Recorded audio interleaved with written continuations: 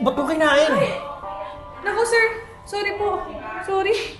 2 araw na po kasi kami hindi kumakain ng anak ko eh. Tsaka, iniwan po kami ng asawa ko. Tsaka pinalayas na rin po kami ng bahay. Sorry po talaga sir. Ganun ba? Di bali, okay lang. Kawawa naman kayo. O sige, ganito. Kunin niyo yung upuan. Tapos upo kayo dito, order kayo. Ako bahala, papakainin ko kayo. Sige po sir. Kunin niyo. Sige, upo kayo dito. Sige, sige. Order kayo, ako bahala sa inyo. Order kayo, papakainin ko kayo, ha? Salamat po sir ha.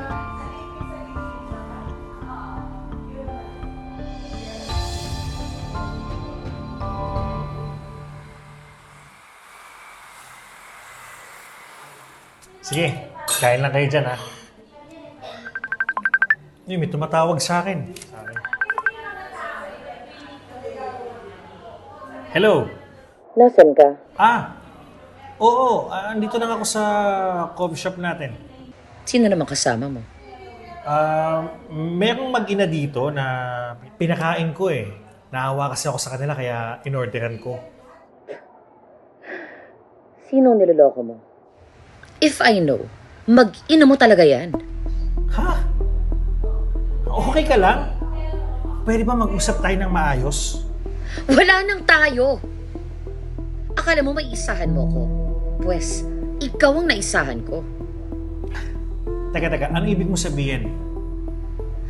Boyfriend ko na yung business partner mo. Si Rigor. 3 months na kami. Kasi wala kang kwenta.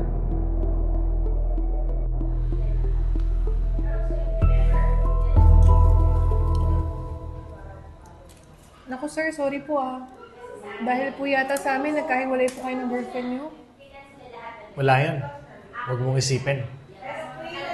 Ang totoo nga niyan eh, nagpapasalamat ako kasi nalaman ko na maaga eh. Tsaka yung sinasabi niya na business partner, hindi ko naman talaga business partner yun eh. Nagpapanggap lang yun. Ginawa ko lang siyang front pero wala talaga siyang power sa negosyo ko. Ganun pala sir? So, ibig sabihin, akala lang pala ni ate, tama yung desisyon niya. Nako sir, pagdarasal ko po na makahanap pa po kayo ng iba.